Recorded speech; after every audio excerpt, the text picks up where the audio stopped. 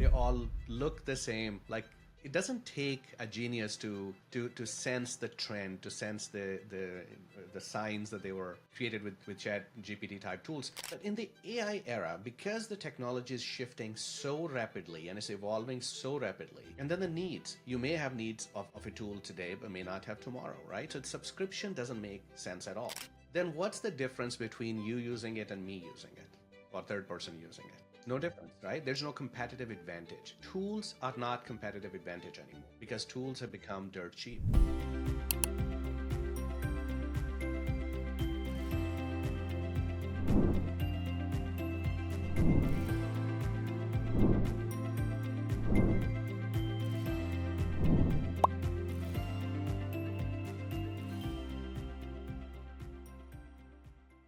Welcome to another episode of the Clicks to Customers podcast. I am John Horn, your host and CEO of StubGroup.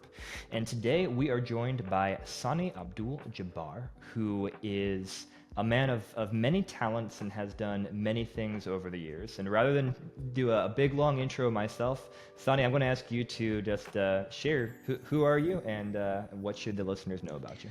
Hello. Thanks for having me on this podcast. I've been a listener of your podcast for some time, so very excited to be here. You converted me at least. So that's good. My background is primarily in tech, emerging tech, for about 20 years. What I've been doing is I've tried to stay on the cutting edge of emerging technologies, bringing that to the U.S. businesses. And the way it started out in 2006, we were coming out of the dot-com bubble era. Still companies needed tech support, or help with tech, but the budgets were slim at that time. So the question was, how can we still serve the needs of the companies in the U.S. and work with their smaller budgets at the time, because companies were still suffering after the dot-com impact of the early 2000s. So what we did, we started what everybody else was doing, and that was general IT consulting and outsourcing. So we outsourced a lot of work to outside the U.S. offshore.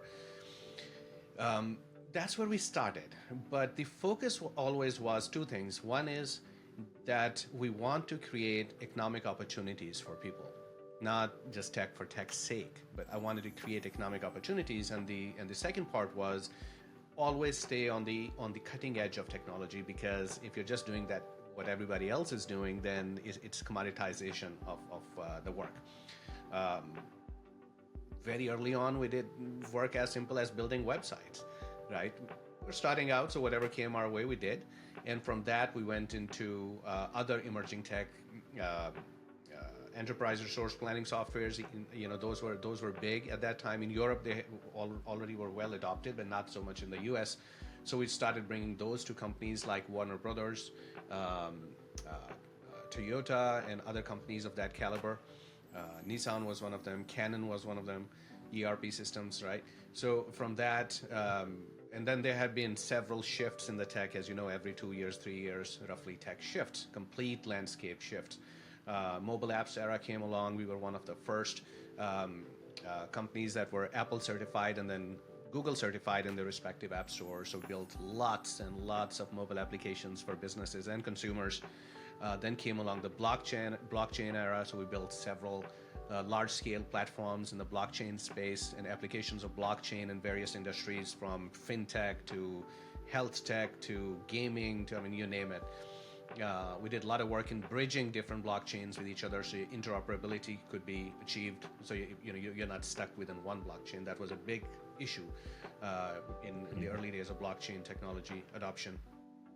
More recently, over the last couple of years, more than 80% of our work has been in the AI space. And I feel like our journey has kind of become more clear now, because in the past, I always thought, until mobile apps, I thought, yeah, mobile apps is a cool thing, but it's just a new way of presenting something. There is still data stuck somewhere in those walled gardens of Google and Apple and everybody else, and it's there. But then so you take it from there and you put mobile app on it. So now you have a presentation layer instead of a website. You have a mobile app. Okay, ease of use. It's in your pocket. Good. But still, it's not earth-shattering in my mind. Yes, it changed our culture, but still, technology-wise, I didn't think it was earth-shattering.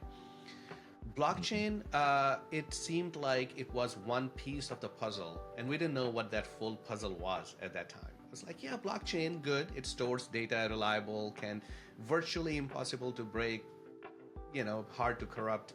But still, it seems like, okay, you have wealth of this data, then what?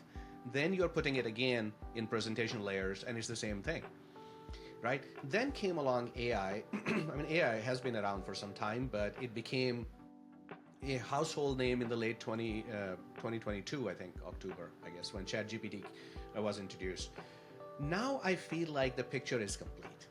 So you collect data using apps, using sensors, using beacons, using whatever, human entry, all that.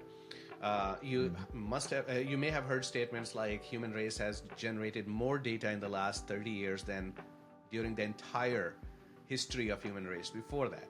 Yes, we have data, but what to do with that? So you collect all that data, you have created data.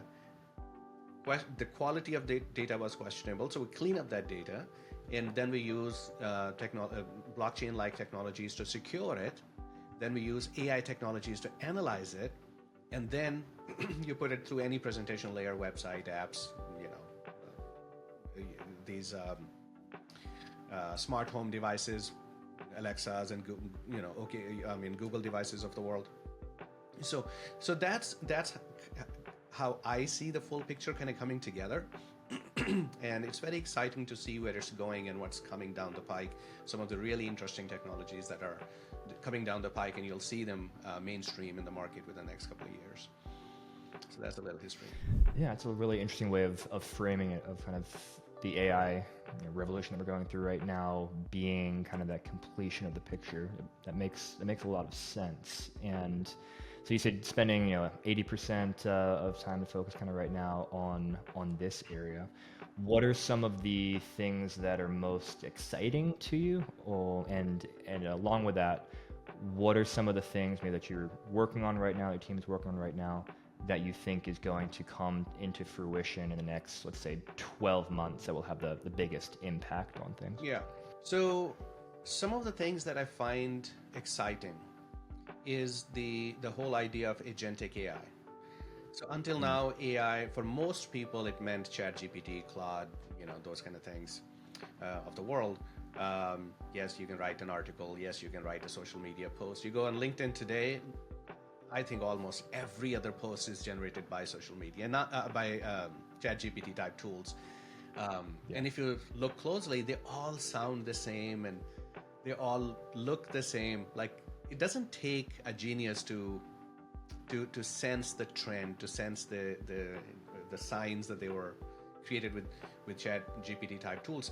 Nothing against that. These are really powerful, really good tools. I use them in my work on everyday basis. They're open on my computer all the time, even right now. Right. The issue is when I delegate my task to a tool without my input. So just using nothing against ChatGPT. I love ChatGPT, but I'm just using it as an example because I use it all the time, so it's on top of my mind. You and I both have access to it for free or for $20 a month. Not a big deal. Anyone can get it. Then what's the difference between you using it and me using it, or third person using it? No difference, right? There's no competitive advantage. Tools are not competitive advantage anymore because tools have become dirt cheap.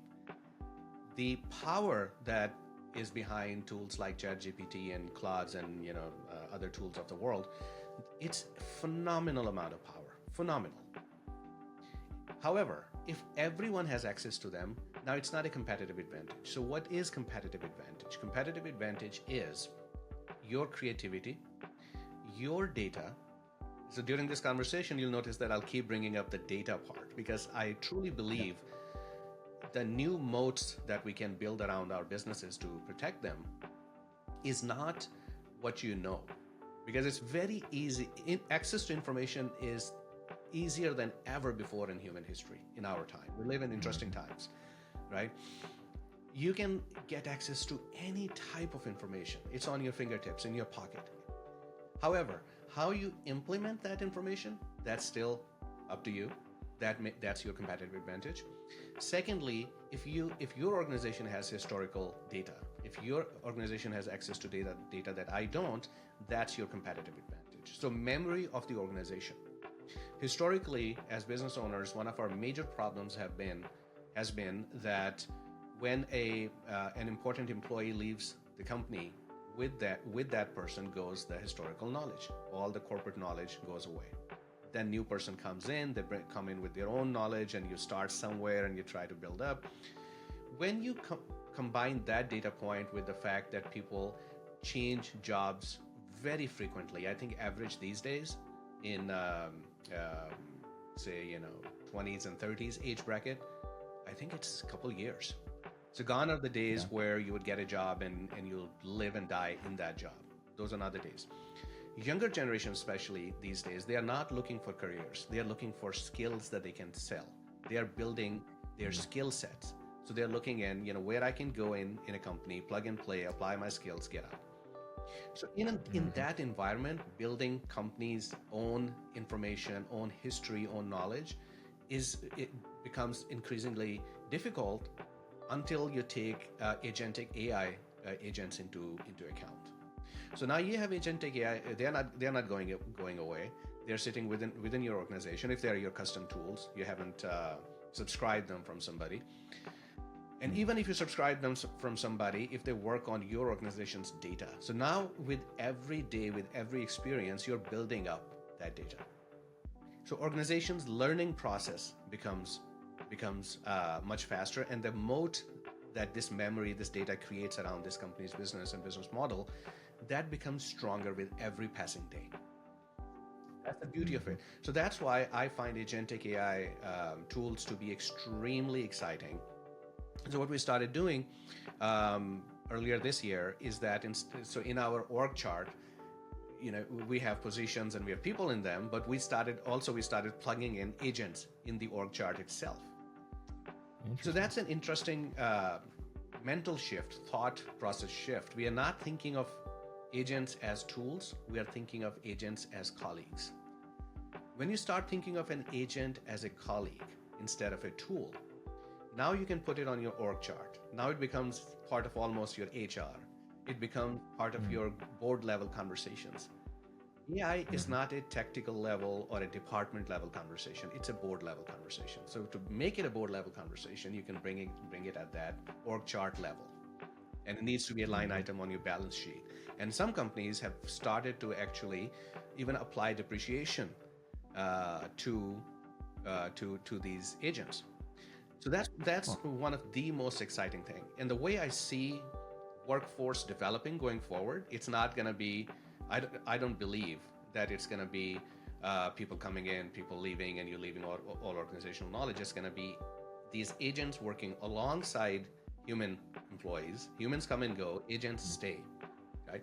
And then in the short run, what we're going to do is they're going to be fluid teams. So you take, in some large corporations, you may have seen the concept of talent pools or talent pool, they call them. So what they do is then for a given project or given task, they can choose people out of the talent pool, put it in a small team or squad or pod or whatever they're called, and this team would work on that project and then get out.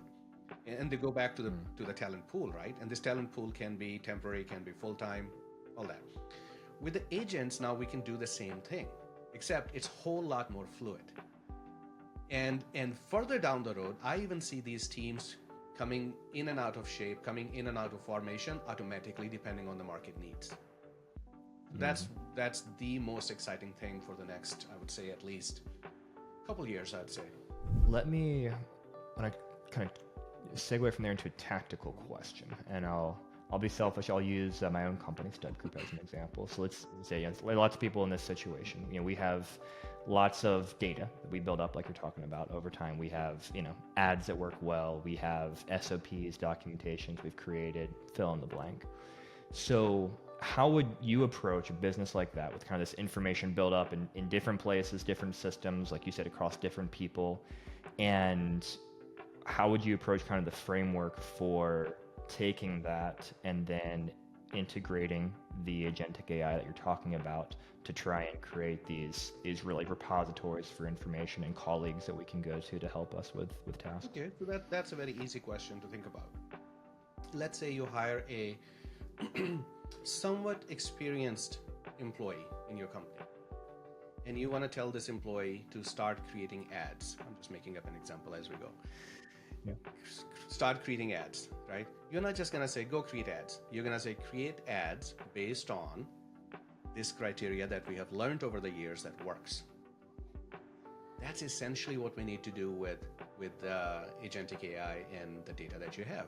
So we train these Agentic AI tools. There may be one or more tools in this case. So just making up another example, if it's a Google Ads, I'm assuming for Google Ads, you need a designer to design ads. Before that, you need someone to come up with messaging, the concept. So you take that concept and you just design an ad. Then based on your historical knowledge of your organization, you'll say, well, this kind of ad works for this kind of audience or this kind of culture or this kind of language. Then you're going to do that sort of segmentation. So you need a smart agent for that. Then you're going to run that ad, and just like an advertiser would do, they would run it for some time, then they would look at the data, then they will dial it in, tweak it one way or the other, and that's all based on your historical information. I can't go, you can put all that data in front of me and say, tweak this ad so it'll be better. I can't do that. I don't have that historical knowledge. You do. So you'll put that knowledge in the training algorithm of that agent. So now so in this example, I used basically, let's say we use 3 agents. One agent is creating the ads, the assets. The other agent is posting and running the ads. And the third agent is analyzing and loop back to the first agent saying that, well, this is what we learned. Let's make adjustment. Now, these 3 agents, they were trained based on your historical knowledge, and they're going in this circle, this dance constantly. You are sleeping, but these things are learning from each other and redoing the process. That's one example how your organizational knowledge can be used for your next campaign using these tools. That makes a lot of sense. Are there specific tools already in the marketplace that you're using and recommend for creating these types of agents you're talking about? Or is this more a custom thing that companies should do, or how should they approach actually like getting into the weeds of making this happen? So I hesitate in giving specific names or specific tools because conflict of interest and whatever. So I would stay away from that. I would rather focus on the strategy and the policy. We do a lot of custom work as well because creating these tools have become so easy and so inexpensive that you don't even have to go looking for a pre-built tool that you just have to kind of work with whatever they provide you. We do a lot of custom development for internal use as well as for our clients. That seems to work pretty well for us. But I am aware there are many organizations out there, many companies out there who are offering different types of tools, agentic AI tools. Some of them you can custom create by giving instructions. Other is more like plug and play type stuff, like N8 type stuff or make.com type things. That makes a lot of sense. For the tools that you and your team are developing, I'm really curious about kind of the pricing structure side of things. I've talked with some other service providers as well who are kind of layering in AI to their tools. And there's these questions of, okay, how do you price that? Is it a usage model? Is it, a user model? Is it something else? Kind of a whole new thing people are figuring out how to price in. So is that something that you've had to think about and make decisions about with the tools that you're developing? So a lot of the work that we do for specific customers, so we don't have to think much about the usage pricing component of it. Although our customers, our strategy consulting customers, they ask this question often: how do I price my service or my tool? And my answer to them is there are a couple of ways to look at it. One is the cost plus, so your operating cost is this, and based on that you would add some profitability based on the market conditions and competitive forces and all that. But the important thing that I learned early this year, is that the consumer behavior has shifted quite a bit. In the past, companies wanted, and we're talking businesses, so businesses wanted to know how much something is going to cost me on a monthly basis or annual basis, a license, a SaaS subscription price, a tools membership fee or whatever. I needed to know as a business executive, how much is it going to cost me every month? Because I need predictability. I need to be able to forecast my budgets. So if you call me and you say, "Hey, Sani, it's going to cost you maybe $10, maybe $1,000, I don't know," I'd be like, "Okay, bye bye." Right? Because I can't budget without, and an executive's one of the primary job functions is budgeting. If I can't budget, I can't operate. So that's why subscription model came along, and people were like, okay, subscription model works. But in the AI era, because the technology is shifting so rapidly and it's evolving so rapidly, and then the needs, you may have needs of a tool today, but may not have tomorrow, right? So subscription doesn't make sense at all. What people started doing is they started signing up for different tools on monthly basis instead of annual basis. Like, I'll just sign it up for 1 month, no auto renewal, and then it will automatically get canceled. And that's what gave us some insight on if people really want to use a tool on a temporary basis, why force them to subscribe to it? It's just unethical. Doesn't feel right. So we said, all right, how about so one of our clients, they are in the Hollywood film industry, and they created a really interesting platform for story writers, for film writers, script writers. Yeah. And it's based on very advanced script writing frameworks of some of the very well-known script writers in the industry. So they got together, they're like, well, these are our individual frameworks. So kind of like how you go in ChatGPT, it has, 4.0 and 5.0 and whatever.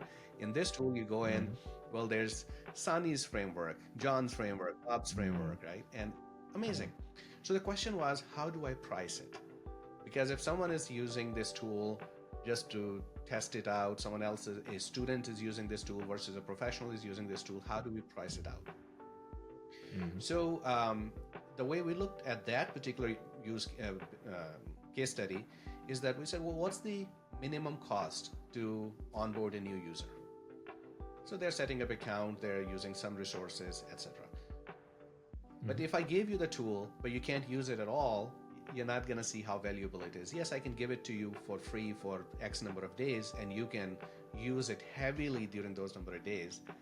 And that has a lot of burden on the resources, on the backend resources. So that doesn't work for the company. So we said, what if we give them bare minimum set of credits every month?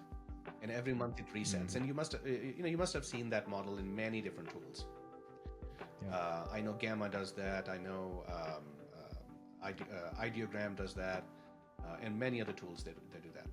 Runway and others.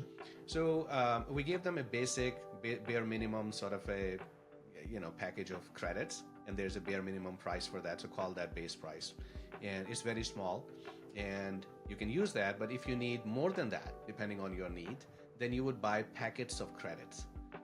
So at that point it becomes pay-as-you-go model.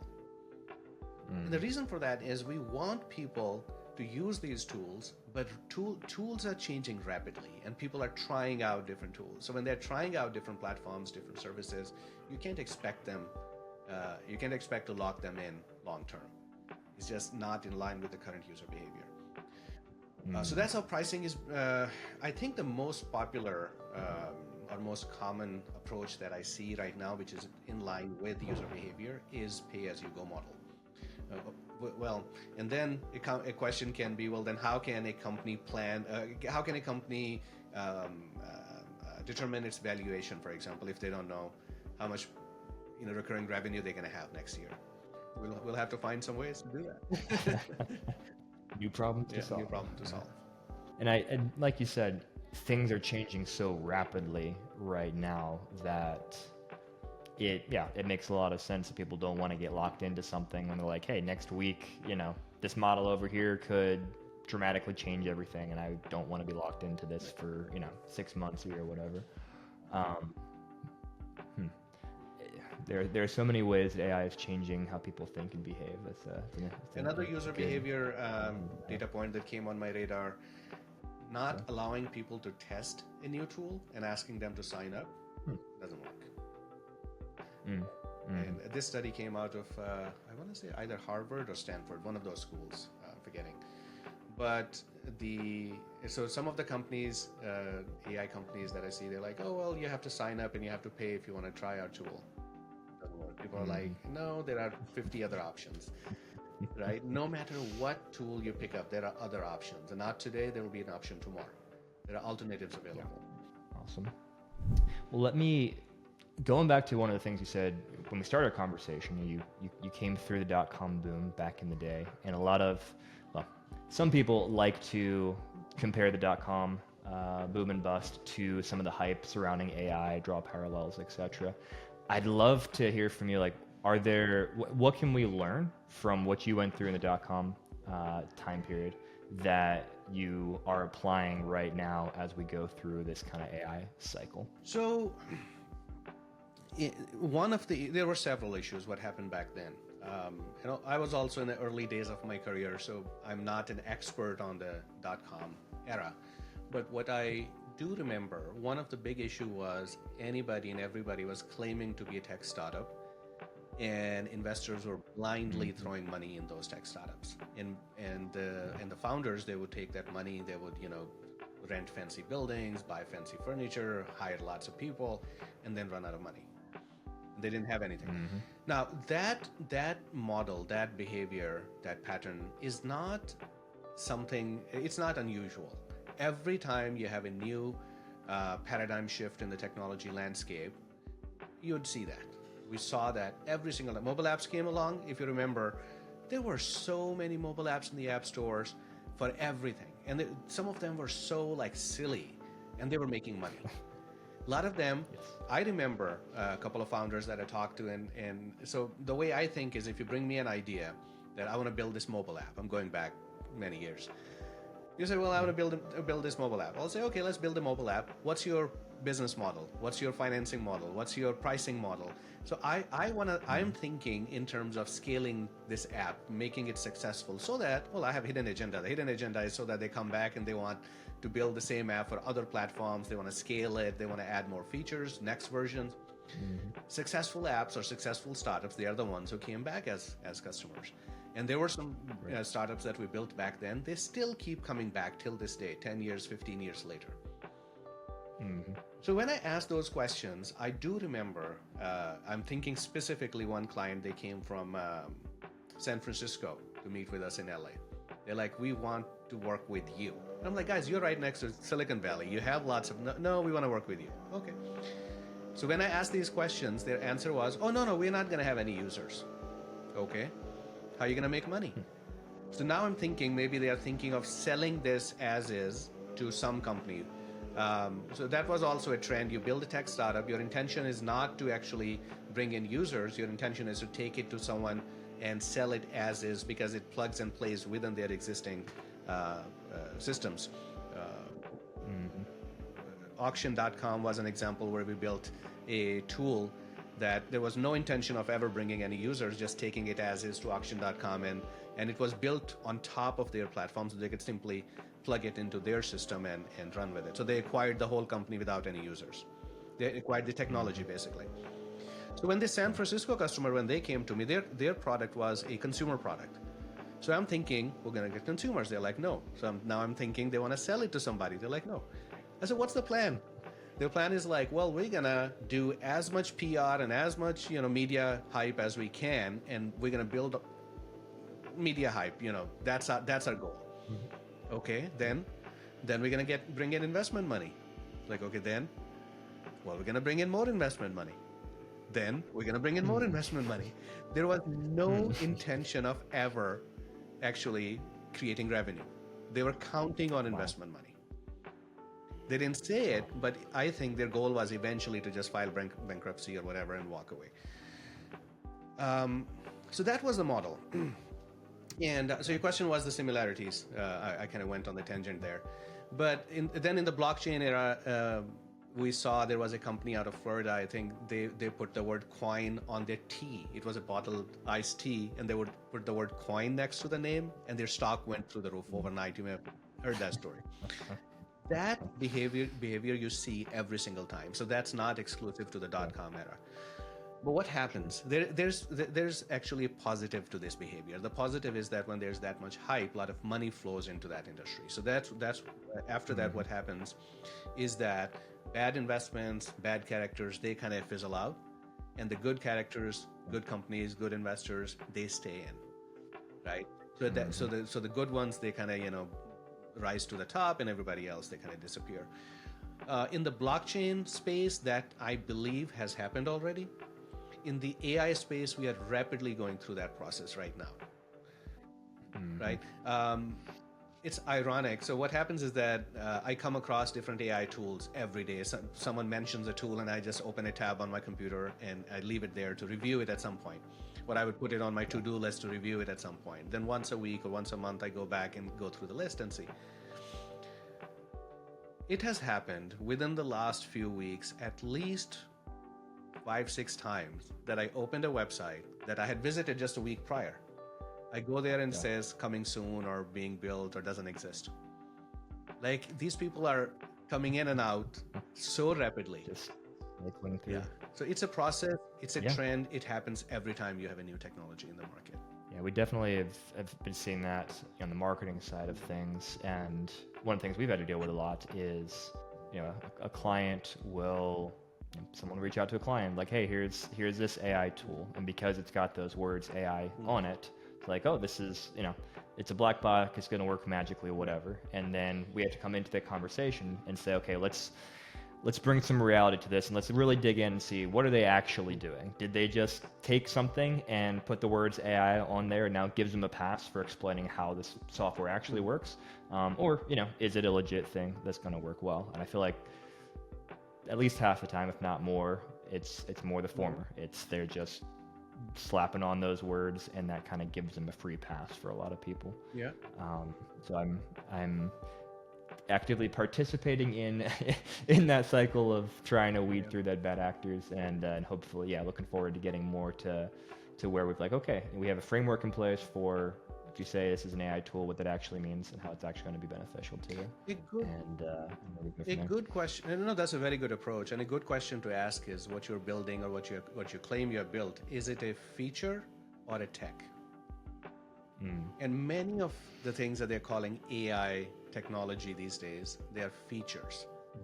An example of that, there was a AI tech, quote unquote. The company was like, give us what you want to run. For example, we want to create a personal newsletter. I want to receive 5 articles every morning on topic X. And it pay us this much money, and we have this tool, and this will automatically run this query every day, this prompt, and you will get that customized, personalized newsletter every morning. I played with it. I was like, why can't I do that in ChatGPT? It's just a matter of writing the prompt. Well, ChatGPT wasn't searching the web at that point. It was some other tool, similar tool. Yeah. And I was like, well, it's just a matter of running the prompt. So I had my guys create a little thing, it sits on my computer and it runs the prompt every day. It's just a matter of hitting, the prompt every day, refresh. Then within weeks after this experience, OpenAI, they introduced the agents concept within ChatGPT. And now everybody, all GPTs pretty much, they have something similar to an agent concept. So what that first company was selling me, that we're going to run this prompt for you every day, and we have this high-tech tool and everyone is investing in it, and PR hype and all that, that was not a tool, that wasn't a tech, that was a feature. Problem with features is that the moment the main publisher, in this case OpenAI, they add that feature to their tech, you become obsolete. So when we think about tech startups, or when we think about creating tools, we have to remember, are we creating features that somebody else can very easily copy, or am I creating a new technology that I have IP rights to and I can protect that IP rights? That's a big one, especially for tech startups to think about. I'm sure you saw a lot of that during the mobile apps booms as well, like early on, where people making, here's your flashlight, your calculator, things like that, and then Apple's just like, hey, here's the official one, and boom. Yeah. Overnight, so many. Well, Sani, in addition to everything else we've talked about here that you do, you are also a writer. So I'd love to hear about this book that you've most recently written. So My challenge with AI has been since the beginning that the quality of outputs that we get out of it and how we use it, the ethics around it. In the tech world, usually, we are focused on tech and we just want to move forward, right? So we don't question morality and ethical questions very much historically. AI is different. The speed and scale is just mind-boggling. The lifeblood of AI is data. Now, you feed in bad data, it's going to give you bad answers. You may have heard of stories, AI glorifying characters like Hitler, right? There are stories like that. So my question was, the question that I started asking was, how do we prevent AI from doing these sort of things? And how is it going to impact the society and the culture and business in this era? And the answer that I came back with after talking to many scholars in different areas of expertise, the answer was we got to think about human values, desirable values, positive values, empathy, compassion, kindness. Sounds foo-foo, but these values have kept us alive all these centuries. Human race has survived because you don't wake up in the morning and think about hurting people on purpose. Most of us don't, because we have those positive human values built in us, instilled in us by our society, by families, by law, by religion, but whatever, as we grow up. We need to do all that with AI. And that's where the idea of this book came along. Now, I didn't write it as boring manifesto because nobody would want to read it. My advisor on this project is Mr. Mark Victor Hansen, the author behind the Chicken Soup series, Chicken Soup for the Soul series. Yep. Very well-known person. So he's my advisor and publisher. Under his advice, we wrote it as a story, as a novel, fictional story, and very easy read. And the whole focus, I presented a ethical framework where these are 5 human values that we need to build into the foundation of AI. And if we don't do that, what are the consequences? And then human-machine interactions and how that works. These topics, these are not some far-fetched future. It is something that you and I and younger generation as well, they have to live with. They have to answer these questions. So my intention was to provide a framework, an inspiration for people of all ages, people of all backgrounds, tech and non-tech. It's written for everyone because every one of us has a role to play in this era. Decisions that we are making, the way we interact with AI, the way we use it, with good intention or bad intention. All of that is relevant. So that was the idea of the book. And it became the bestseller within the first week after launch. That was surprising, actually. But that told me that people are asking these questions. People are looking for answers to these questions. I'm currently working on my second book, which is going to be more enterprise focused, but same concept applied on enterprise. So there'll be hopefully next time we'll talk about that. I would love that. And is that going to be the same kind of narrative, novel framework, but towards the enterprise? Yes. The book is available everywhere where books are sold: Amazon, Target, Walmart, Barnes and Nobles, you name it. Awesome. And the title is Makers a Slender Knowledge? Makers a Slender Knowledge. Fantastic. And we'll have links to all that in the description here. Well, Sani, thank you for taking some time to chat today. I really enjoyed just wandering around your brain a little bit, learning some of your wisdom. You've obviously done a lot, thought very deeply about things. I'm looking forward to picking up a copy of Makers myself and diving into that story. And thank you for your time. Is there anything else that you would want to add or ask of the audience before we let them go? I'll just say AI landscape is evolving so rapidly that everything that we talked about today may be obsolete by tomorrow. And the solution to that, the answer to that is you have to constantly learn. Even if you're not actively involved with these tools, you just need to know. Everyone, any age group, any business, any job function, we need to know. So it has been said many times that AI is not coming for you. AI is coming along your competitors who are coming for you. So I am not AI is not after your job. I may be after your job if I am well versed in AI and you choose not to learn it. Yeah. And in order to learn, because it's changing so rapidly, books probably isn't the right way. I mean, books can give you foundation. Forward-looking books like Makers can give you a little bit longer term view.